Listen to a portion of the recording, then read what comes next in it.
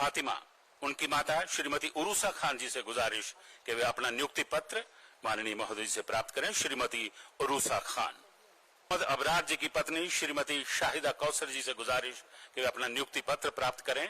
श्रीमती शाहिदा कौसर। नई खबर, नई दृष्टि, नई दिशा। रंगीन खबरों की परत दर परत खोलता है।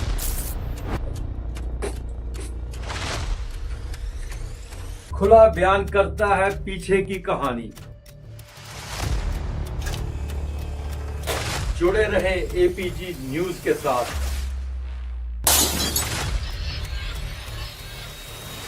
नमस्कार, आप देख रहे हैं 8 PM और मेरा नाम है रोहन चौधरी।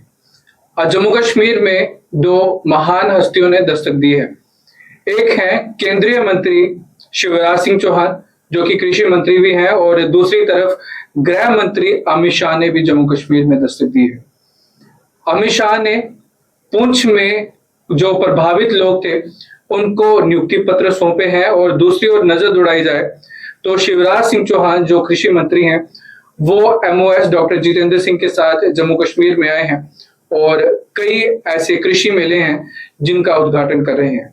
आखिर क्या हो रहा है और क्या होगा, इस पर खास बातचीत करने के लिए हमारे साथ मौजूद है PP न्यूज लाइन के editor in chief Adarsh Pal Gupta ji. Sir, बहुत बहुत स्वागत है। धन्यवाद रोहित। सर, क्या लगता है कि आज तो एक तरफ नियुक्ति पत्र सौंपे गए हैं और दूसरी तरफ कृषि मंत्री शिवराज सिंह चौहान भी जम्मू कश्मीर में आए हैं। रोहन, ऐसा है कि पाकिस्तान ने जो 3 दिन जो हमारा युद्ध उसके साथ हुआ, उसने सिविलियन के ऊपर काफी अटैक किया था। उसमें हमारे पुंछ का जो एरिया था उसको बड़ा टारगेट किया था और बहुत से घरों का नुकसान हुआ, जानी नुकसान भी हुआ, माली नुकसान भी हुआ। तो उसके बाद आज केंद्रीय मंत्री जो हमारे गृह मंत्री हैं उन्होंने दौरा किया वहां पर और उनसे मिले लोगों को, उनसे अपनी संवेदना जो जताई उनको, और जिनके परिवार के लोग शहीद हो गए थे, जिनके आगे कमाने वाला कोई नहीं था, उनके आगे जो बच्चे थे या जो भी कोई था उनका, उनको उन्होंने सरकारी नौकरी देने का पहले ही वादा किया था LG साहब ने। तो आज उन्होंने नियुक्ति पत्र भी वहां पे बांटे। उसके साथ साथ वो गुरुद्वारे में माथा टेकने गए थे और आपको याद होगा गुरुद्वारे को भी उन्होंने अपना निशाना बनाया था। जी हाँ, मंदिर को मैं भी निशाना बनाया था। दोनों जगह गए हैं, वहां पे माथा टेका है उन्होंने और वहां के जो सिविल एडमिनिस्ट्रेशन है उनसे बातचीत की है। दूसरी तरफ से शिवराज चौहान कृषि मंत्री है, उन्होंने भी जम्मू कश्मीर का दौरा किया है। वो जम्मू में आए, केंद्रीय मंत्री डॉक्टर जितेंद्र सिंह ने एयरपोर्ट पर उनका स्वागत किया। उसके बाद वो आरसपुरा पे चले गए। वहां पे जिस तरह से आपने बताया विकसित कृषि जो संपर्क है इनका योजना है, उसके मुताबिक वहां पे उन्होंने कुछ किसान मेलों का आयोजन किया गया था।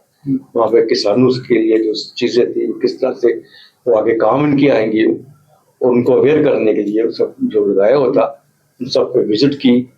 क्योंकि कृषि और हमारा जो जवान है, जैसे लाल बहादुर शास्त्री कहा, जय जवान जय किसान, ये दोनों हमारे लिए बहुत ही, और यही चीज आज शिवराज सिंह चौहान बिल्कुल एक तरफ जवानों का हौसला बढ़ाने के लिए आया और दूसरी तरफ किसानों का हौसला बढ़ाने के लिए। और खासकर आरसपुरा का जो एरिया ना हमारा बॉर्डर पे पड़ता है और वहां पे किसानों के लिए बड़ी दिक्कत रहती है।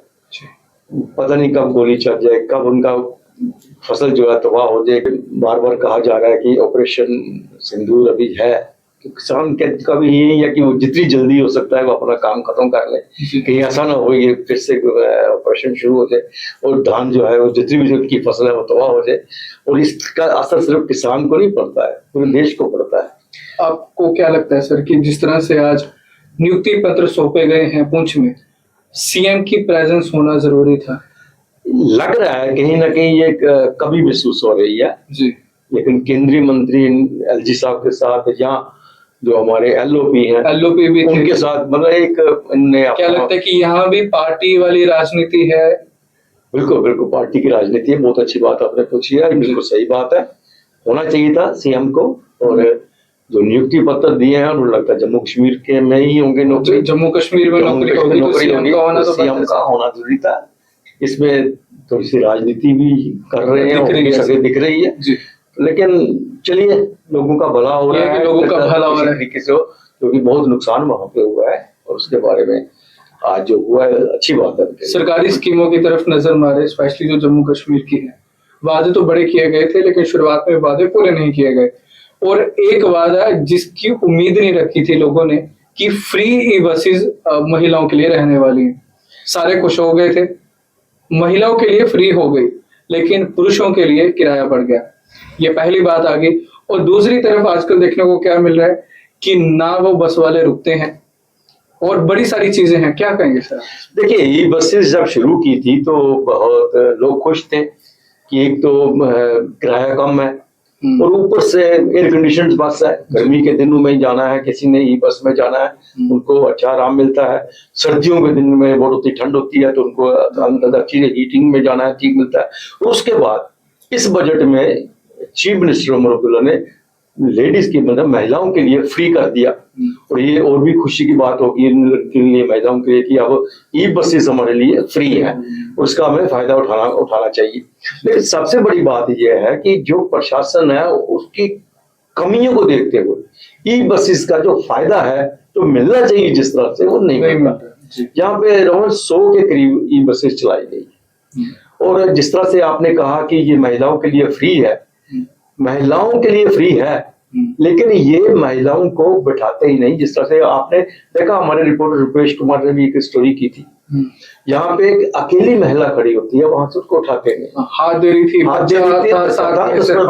रोकते नहीं है, ये जल्द निकल जाते हैं। दूसरी तरफ जो हम नजर डालते हैं तो वही इनमें से 100 में से 40 बसें पीक आवर में, जबकि आपको जरूरत होती है बस की, ये यार्ड में होती है, कहते हैं चार्जेस पे लगाई हुई, इनका इतनी जल्दी होता है। लेकिन होता यह है कि हो सकता है कि इनकी को मिली भगत हो ट्रांसपोर्टर से, प्राइवेट ट्रांसपोर्टर से, उसको तो पी कार पे उनको कहते चलाओ बसेस, आप अपने गाड़ियां चलाओ और हम इसको लगा देते हैं ऊपर से। ऊपर से इनके रूट इस कदर बने हुए हैं यहाँ लोगों को फायदा होना चाहिए, वहां नहीं हो रहा। अब आप यहाँ का एरिया ले लीजिए, आप यहाँ गांधीनगर में कोई, त्रिकुटा नगर में, छन्नी में कोई बसेस नहीं लगी है, सड़क चौड़ी है। जबकि स्कूल की बड़ी बड़ी बसेस जो है यहाँ पे बच्चों को उठाने आती हैं और ये तो इनके पावर स्टीयरिंग है, अच्छी क्वालिटी है इनकी, सब कुछ ठीक है। और सबसे बड़ी बात है यहाँ लोगों को और भी फायदा मिल सकता है, यहाँ तो ज्यादा जरूरत है, यहाँ जरूरत है। और देखिए आप हमारे यहाँ पे बहु फोर्ट में बहुत रौनक होती है, लोग यहाँ माता टेकने जाते हैं, खासकर एतवार और मंगलवार के दिन तो बहुत दुनिया जाती। ऐसे तो 12 महीने 12 दिन 30 के 30 दिन लोग जाते हैं, इतना विश्वास है। अब इन्होंने क्या किया कि बस जो है बलिदान स्तंभ पे आती है और वहीं से वापस चली जाती है, जबकि वहां से बहु फोर्ट जाने वाले को वहां से ई रिक्शा लेना पड़ेगा या दूसरी बस लेनी पड़ेगी। सबसे बड़ी बात है कि उस बस को हम बहु फोर्ट क्यों नहीं ले जाते? एक रूट है वहां का, श्रद्धालु का वहां पे जाने में कोई दिक्कत नहीं है। और उसके बाद रोहन एक बहुत बड़ी बात है, यहाँ पे तो एक मंदिर बना है तिरुपति मंदिर, बहुत खूबसूरत मंदिर बना है, भगवान का बहुत खूबसूरत मंदिर बना है। वहां पहुंचने के लिए कोई जरिया नहीं है, भाड़ा भी आप कर लेंगे किसी तरीके से आएंगे तो मेन रोड से आएंगे, बस 2.5-3 किलोमीटर आपको फिर पैदल ऊपर चलना पड़ेगा।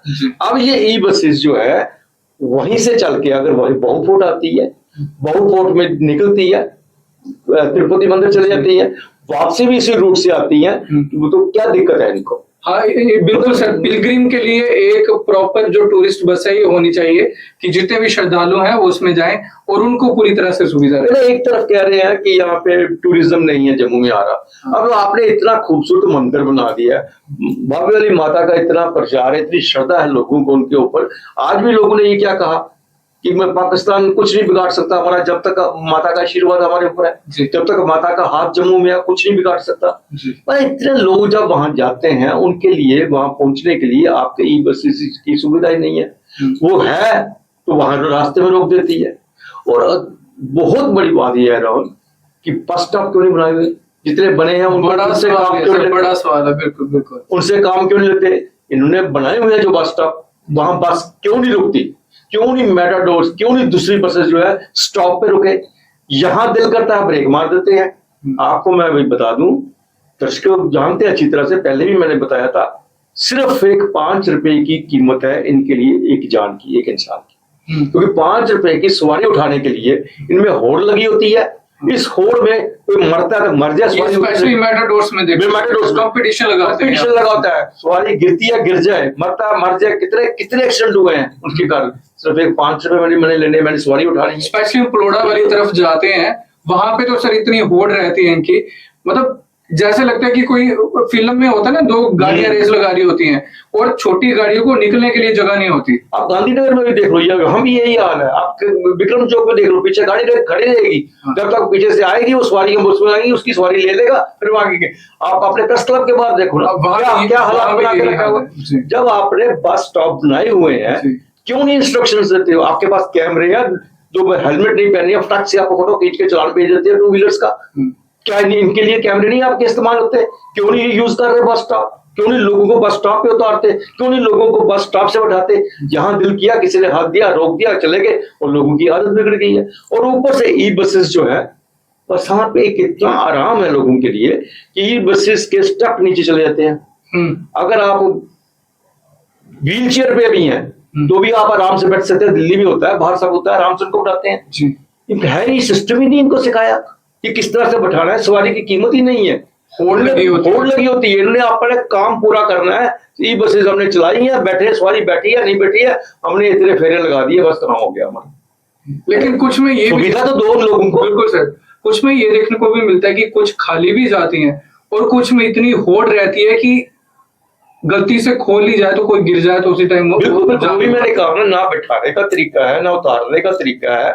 बसेस की तो बात छोड़ो, मेटाडोर का बुरा हाल है। बाकी जो इवन यहाँ तक जो ऑटो वाले भी यही आवाज करना शुरू कर दिया है। इतनी बुरी हालत है। उस दिन भी मैंने बताया किस तरह से बच्चों को ठूस ठूस के भर के वो स्कूल के ले जा रहे थे।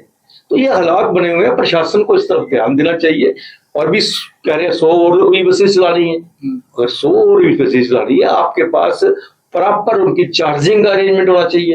ये तो नहीं जिस वक्त हमें बस की जरूरत है आपने कहा चार्ज पे लगी हुई है, जिस वक्त बस की जरूरत नहीं वो सड़क पे दौड़ रही है।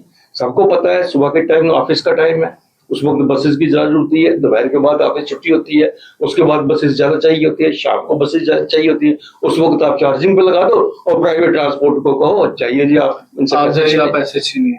ये हालात है यहाँ पे, इसको प्रशासन को देखना पड़ेगा। जम्मू कश्मीर में चल रहे 3 मुद्दों पे आज हमने खास बात की और तीनों कहीं ना कहीं डायरेक्ट जो स्कीम है सरकार की उससे मिलते जुलते हैं। एक तो है विकसित कृषि संकल्प अभियान जो कि कृषि मंत्री द्वारा चलाया गया है और आज जम्मू कश्मीर में भी देखने को मिला। दूसरी ओर एलजी प्रशासन ने यह वादा किया था कि पुंछ में जितने भी लोग शेलिंग से प्रभावित हुए हैं उनको नियुक्ति पत्र सौंपे जाएंगे, नौकरियां दी जाएंगी और बाकायदा ऐसा हुआ। तीसरी ओर एक हमारे जम्मू कश्मीर की सरकार ने ही फ्री ई बसेस की महिलाओं को सुविधा दी थी, लेकिन असलियत में हो क्या रहा है ये किसी से छुपा नहीं है। इसके बारे में भी हमने चर्चा की। आने वाले समय में क्या इसमें सुधार देखने को मिलेगा या नहीं देखने को मिलेगा वो वक्त ही बताएगा। फिलहाल के लिए इजाजत दें, फिर से मिलते हैं कल 8 बजे। नमस्कार।